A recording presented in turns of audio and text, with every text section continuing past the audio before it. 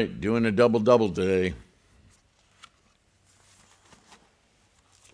Namo Myoho Renge Kyo. Thanks for being here. Just got through creating a video on every now and again I like to do mental exercises, mental experiments, talking about the brain, the mind, where's the mind located, that kind of thing, and how we,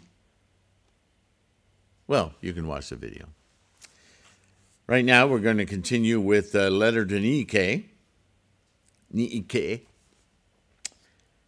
And we were talking about this serious matter of staying focused on our practice and not falling into habit energy and losing sight of our single-minded desire for Buddha-ness, yeah?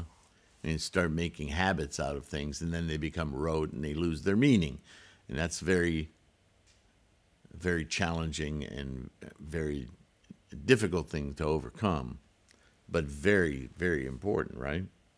So Nichiren continues, furthermore, since this country is a land whose people slander the correct teaching, the benevolent deities or forces who should be protecting the nation have been deprived of the flavor of the law and have ascended to the skies and space, forsaking their shrines. So Nichiren is a constant teacher on our mental conditioning and how the practice has to have the fervor of our resolve, our confidence, in order that we continue to maintain our highest level of Buddha mind, yeah? But he quickly extrapolates from that, from the individual to the family, the community, and eventually the nation, because everything's connected, yeah? For more on that, you can see the video I just got done doing on the brain and the mind.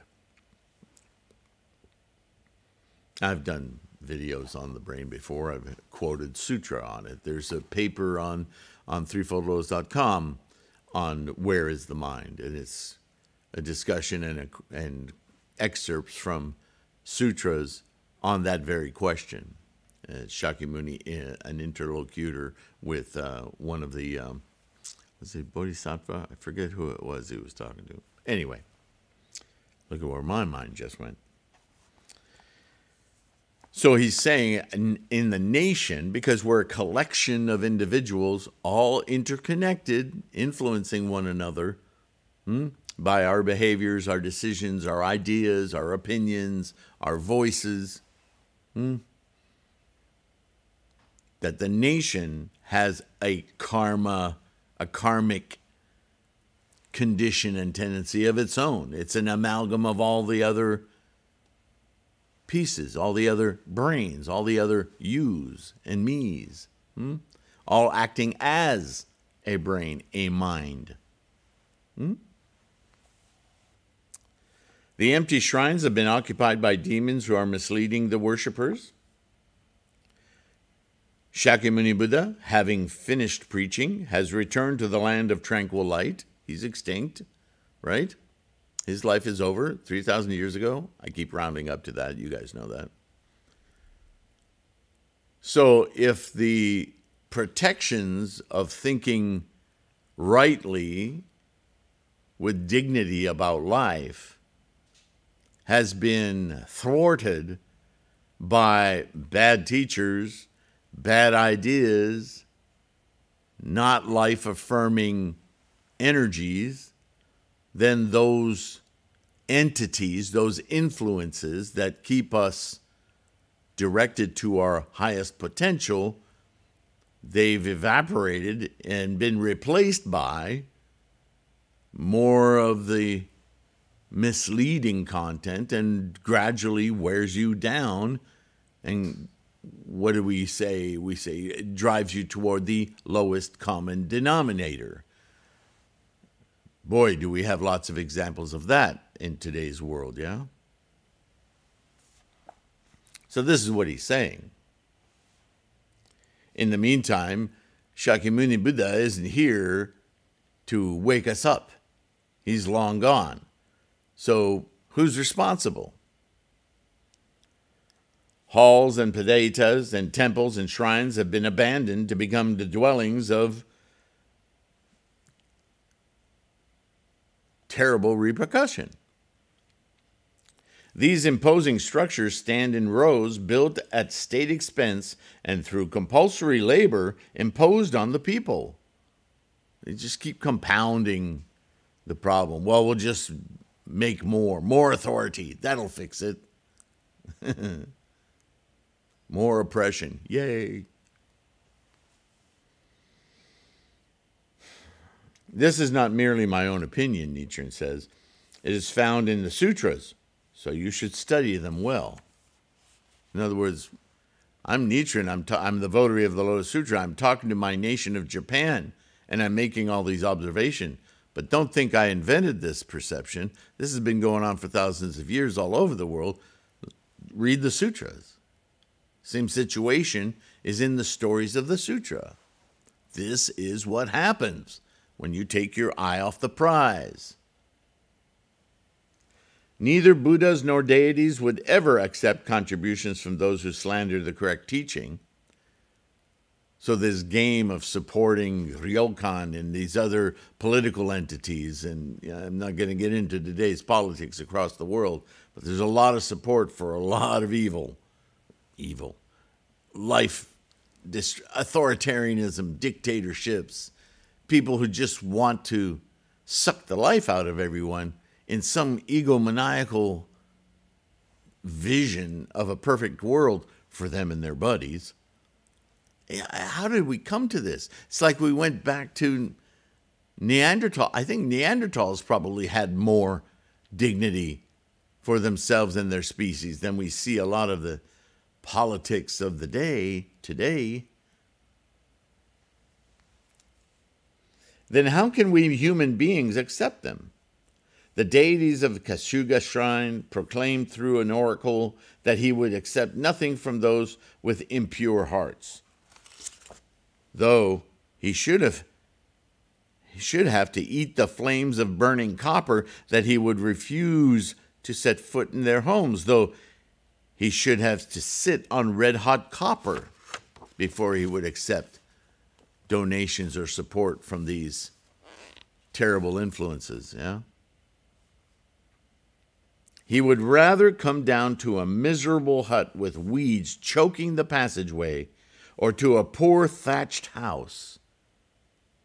He declared that he would never visit persons lacking in a strong resolve, even if they hung sacred festoons for 1,000 days to welcome him, but that he would go to a house where the people have a mind of a strong resolve, and even though they might be in mourning for a parent, lamenting that slanderers have overrun this country, the benevolent forces have abandoned it and ascended to the skies and space. Those with impure hearts, quote unquote, means those who refuse to embrace the Lotus Sutra, as is stated in the 5th volume of the Sutra. If the deities themselves regard alms from slanderers as more abominable than the flames of burning copper, how could we human beings possibly accept them? Corruption. That's what he's talking about. If someone were to kill our parents and then try to offer us some gift, could we possibly accept it? Not even wise persons or sages can avoid the hell of incessant suffering if they accept offerings from slanderers. Nor should you associate with slanderers, for if you do, you will share the same guilt as they. This you should fear above all. And there's another message we hear through Nichiren quite often, through Shakyamuni. What do we call in Buddhism a good friend? It's that simple, right? Shakyamuni used the term a good friend, a good person, a good family. The good translation here is about people who take a strong resolve in the dignity of life, not just for self, but life of all things, the entire planet, the life, the engine of life. You can't dignify yourself in lieu of the rest of life. That's just ego. That's a slander against all of life. That's a horrible way to be. And it promotes the world of animality, anger, so on and so forth, right? Ego. We are so much more. We are part of everything. Dignity for that should drive all our actions, yeah? Actions, energy. There's karma again, right? Shakyamuni Buddha is the father, sovereign, and teacher of all other Buddhas and all the deities, of the whole assembly of human and the skies and spaceborne beings, and of all living beings. How could the skies and spaceborne deities and benevolent deities rejoice if Shakyamuni Buddha were killed? Today, all the people of our country have proved to be enemies of Shakyamuni Buddha. But more than laymen or lay women, it is the priests or monks, the leaders, the teachers, with perverse wisdom and hearts who are Shakyamuni Buddha's worst enemies. There are two kinds of wisdom, correct and perverse. No matter how wise a person may appear, if his assertions are warped, you should not listen to him.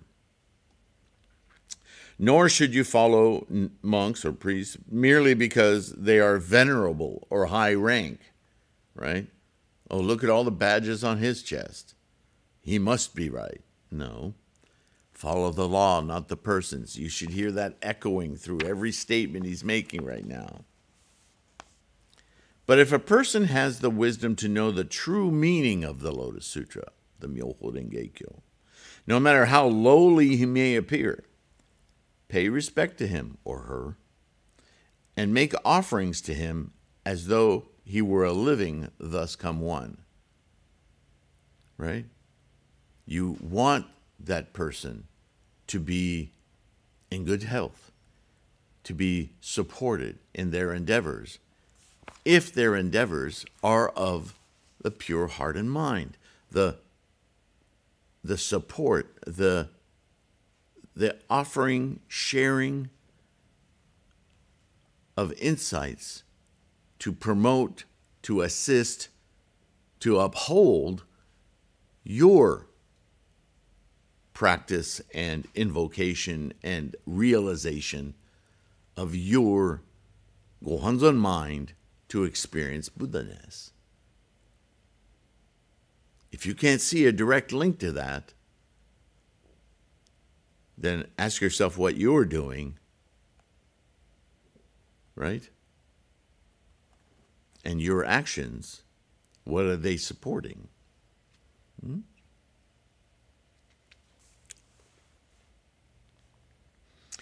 Thus it is written in the sutra.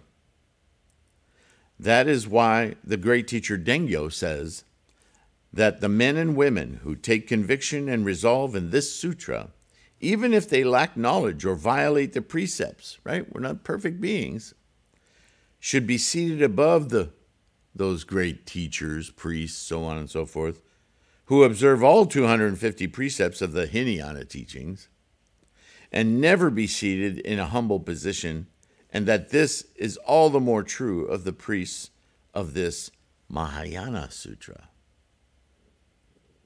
So even those of great rank in those authoritarian organizations and sects and groups and private groups and so on and so forth, who are so vaulted as a president of this, the high priest of that, if they don't understand this basic core self-enlightenment, nobody's in your way, you're the one who attains Buddhahood, no one can offer you that, take it away from you, This is your practice, your instantiation of Buddhahood. You need a mandala, get one. There's no qualifications for this. You already have innate Buddhahood. Anyone who tries to put qualifications in front of that is an enemy of Shakyamuni Buddha. Period. That's what Nichiren is saying. And if you understand that, then your understanding of Myoho Renge-kyo, Lotus Sutra, the practice of Buddhism, puts you higher, miles ahead of those people with position and authority, because obviously they don't get it. They're crapping all over it, actually.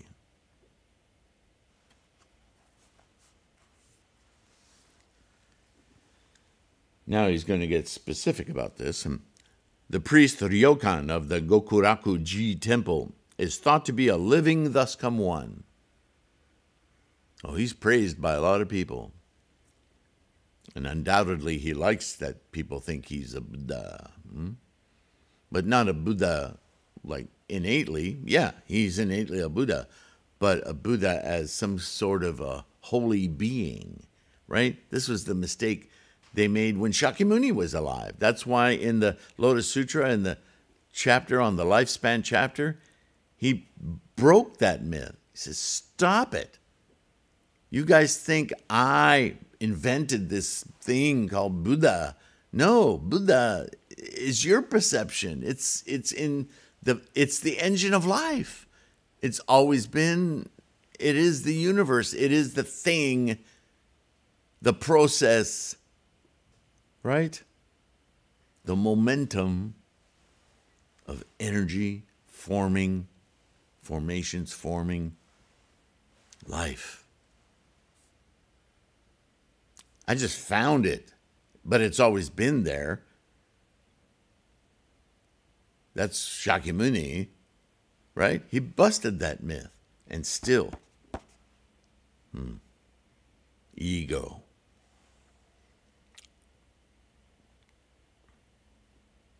But men and women who develop deep conviction and resolve in the Lotus Sutra should be seated high above him.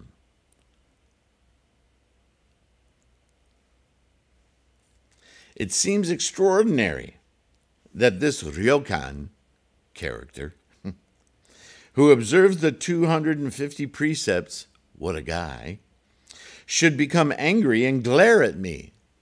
Yeah, what the hell's that about, Mr. Buddha? Nichiren, whenever he sees me, the learned man has been possessed by a devil, an evil, a negative energy, a negative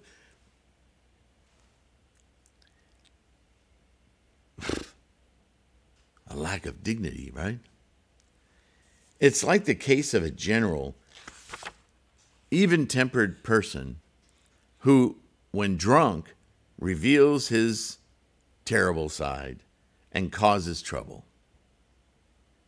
Prior to the preaching of the Lotus Sutra, Shakyamuni Buddha taught that those who gave alms to Mahakashyapa, Shariputra, Madhgalyayana, and Subhuti would fall into the three lower paths.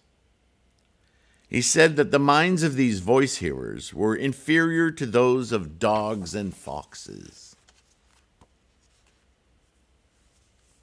These four great voice hearers adamantly upheld the 250 precepts, and their observance of the 3,000 rules of conduct was as perfect as the full moon on the 15th night. Right? They were following all the rules. They were doing everything right, except their minds, attitude and intent. Their attitude and intent shifted to getting all the blue ribbons, and their ego being bolstered. Look how good I am at it. Look how smart I am. It's not about that. If all your intelligence is being used just to demonstrate how wonderful you are, you've missed the point entirely. Right?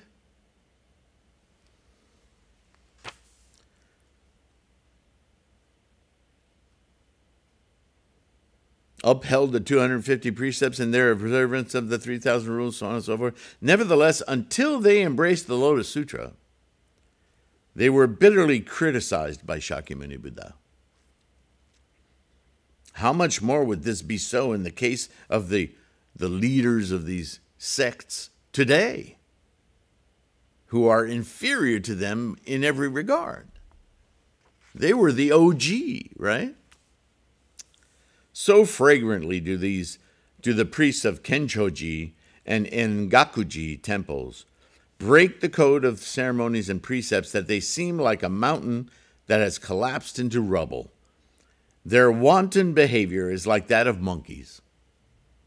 It is utterly futile to look for salvation in the future life by giving alms to such priests, right? Because that's why the regular citizenry would offer support to these leaders of different sects,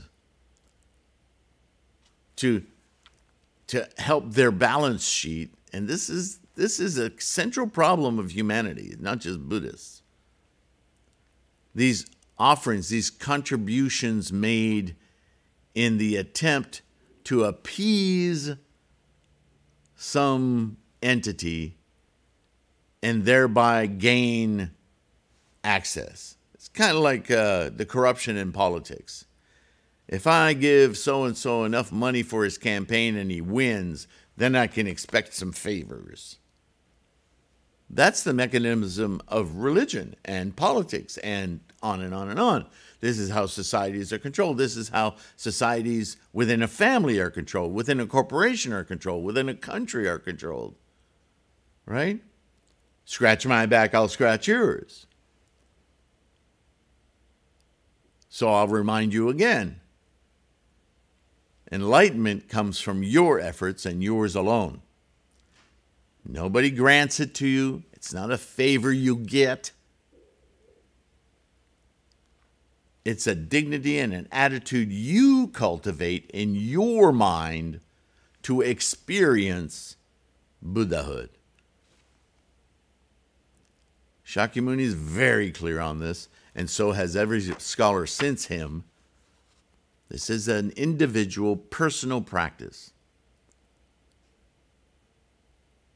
And the more we interact with that mind of dignity, that is our bodhisattva tool, opportunity with one another to inspire us to stay on that track, to do it together. Wow, how powerful is that? Let me give you an everyday example. Do you like music? Do you like dance? Any kind of performative thing? Right? You can sit in your room and listen to a record, and you can jazz around in your underwear and enjoy the hell out of it. I'm having a good time listening to this song again. But go see that band in a big forum venue with tens of thousands of other people. How do you experience that same song now? That's Itai Doshin, my friends. Many in body, but one in mind. Wow, I was at that concert. Now every time you listen to that song, it's tenfold, 100-fold more. You feel it in your bones, in the cells of your flesh, yeah? That's how our practice should be.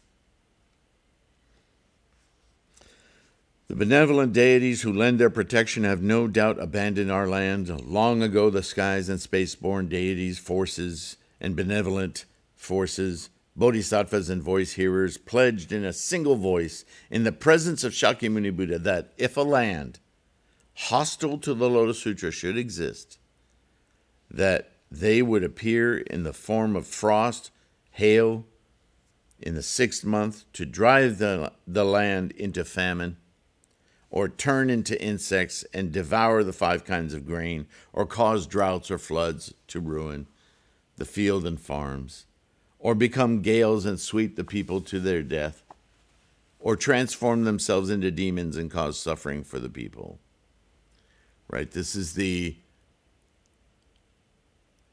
effect gained from the lack of dignity, the abuse of people, right?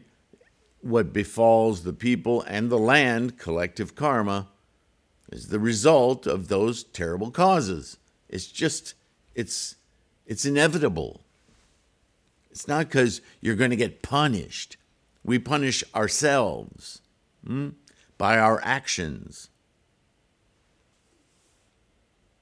Great Bodhisattva Hachiman was among those present. Does he not fear breaking the oath that he made at Eagle Peak? Should he break his promise, he would surely be doomed to the hell of incessant suffering, a fearful, terrible thing to contemplate. Until the envoy of the Buddha actually appeared in the world to propagate the Lotus Sutra, the rulers of the land were not hostile to it, for they revered all the sutras equally. They were ignorant as to the difference and their relative value, importance. But then when they found out, they rebelled against it. Oh, no, because it stripped them of their egos, their identity, their power. Now that I am spreading the Lotus Sutra as the Buddha's envoy, however, everyone from the ruler on down to the common people has become a slanderer of the correct teaching. Oh, suddenly the Lotus Sutra is a problem. Huh? Yeah, shut that priest up. Nichiren, hell with you. We were doing just fine. So far, Hachiman has done everything possible to prevent hostility toward the Lotus Sutra from developing among the people of this country, as reluctant to abandon them as parents would be to abandon an only child, even if it were unfilial. But that can't last. In other words, a lot of samurai and a lot of you common people are seeing the logic and the truth in what I'm saying. You're switching to the Lotus Sutra practice. Some of you completely, some of you,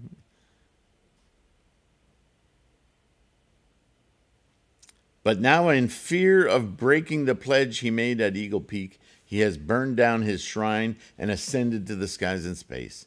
Even so, should there be a votary of the Lotus Sutra who would give his body and life for it, Hachiman would dwell upon his head. But since both the Sun Goddess and Great Bodhisattva Hachiman have gone, how could the other deities remain in their shrines? Even if they did not wish to leave, how could they stay another day if I reproached them for not keeping their promise they made at Eagle Peak? A person may be a thief, but as long as no one knows, he can live wherever he wishes. But when denounced as a thief by someone who knows him, he is forced to leave his dwelling against his will. Right? We'd like to believe that. It's a little wishy-washy today, powers being what they are. But we'd like to believe, yes, Nichiren, you're right. Truth will out. But it depends on the size of the evil, yeah? In the same way, because I know of their vow, the deities are compelled to abandon their shrines. Contrary to popular belief, this country has become inhabited by evil. How pitiful. They've taken control. Even those of us who have pure hearts and minds dedicated to the practice of Myoho Renge-kyo, we are fighting, literally, huge odds, because so much of the country is drugged with this misunderstanding, this, worse than misunderstanding, this active countering of truth. It can't last. It may last a long time, but at some point, yeah? Something's got to give, you might say. Many have spread the various teachings but put forth by Shakyamuni Buddha in his lifetime, but until now, no one, not even Tendai or Dengyo, has taught the most important of all. That is, as it should be, for that teaching spreads with the advent of Bodhisattva superior practices during the first 500 years of the latter day of the law. Now that's an important statement, because that comes direct from the Lotus Sutra and the vows made. And it also is a signal that Nichiren identifies with as the personification of that story. He identifies himself as an ordinary mortal, just a fisherman's son, but acting, behaving, taking on the mantle of propagating Myoho Renge Kyo, just as this character in the Lotus Sutra, Bodhisattva Superior Practice, did. In other words, I'm following the teaching of the Lotus Sutra to the letter. And if you want to accuse me of that, bring it on. Right? No matter what, always keep your strong resolve in the Lotus Sutra steadfast. Keep your practice strong. Then, at the last moment of your life, you will be welcomed by 1,000 Buddhas who will take you swiftly to the Pure Land of Eagle Peak, where you will experience the boundless joy of the law. And that happens every time we chant Daimoku. Every time you instantiate, let me say that differently, your Gohonzon mind, you will experience welcoming by 1,000 Buddhas who will take you swiftly to the land of Eagle Peak, where you will experience boundless joy of the law. Namo Myoho Renge Kyo. If your strong resolve weakens and you do not attain Buddhahood, don't reproach me. This is a self-motivated, self-actualized practice. If you do, you will be like the sick man who refuses good medicine by his physician that his physician prescribes and take poison instead. He does not recover, but it never occurs to him that it is his fault, and he blames the physician. A strong resolve in this sutra means that you will surely attain Buddhahood if you are true to the entirety of the Lotus Sutra, adhering exactly to its teachings without adding any of your own ideas or following the arbitrary interpretations of others. Follow the law, not the person, not even your person. Namo Myoho Renge Kyo. All right, I'm going to end this video here. Becoming a Buddha is nothing extraordinary. That's the very next sentence. If you chant Namo Myoho Renge Kyo with your whole heart, you will naturally become endowed with the Buddha's 32 features and 80 characteristics. Because you're enlivening it, you're training your mind to be in that state of awareness, right? Of everything being Buddha, the engine of life, this moment into the next. That's where we're going in the next video. Thank you for being here. Thank you for listening. Thank you mostly for your practice, right? And secondly, for your support of this resource. Like, subscribe, big time help for this resource.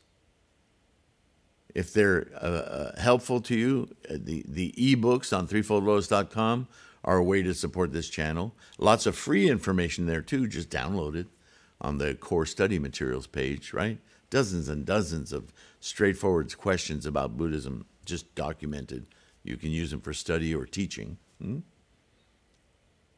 The print books available on Lulu, the mandalas, right? Which you can download off threefoldlotus.com as a printable file, or buy one in a frame if you like from cafepress.com/Gowanzon. The podcast, the audio podcast, you can download all of those for free if you like to learn that way. Have that with you. Any other ways I can think of to help your study, your confidence, your practice, let me know if there's something I haven't thought of. Some of you have mentioned like Zoom calls and those kind of things. That's just not in the cards for our practice. It's there's so many weird things about that, let alone the cost, which I can't afford to do right now anyway. Maybe in the future. But if I do that, I think it would be for special events, not a daily thing, because I think there's too many distractions in that. It's kind of an egotistical route to go. I don't know. I may change my mind about it, but I don't see that happening anytime soon. But maybe there's something else. I mean, technology is always offering us new things, right? In the meantime, please take care of your health. Without your health, your practice wanes, everything wanes, yeah? Keep your practice strong. Namo Myo Renge Kyo. And I will see you in yet another one. I'm not ready to stop yet. Take care. Bye for now.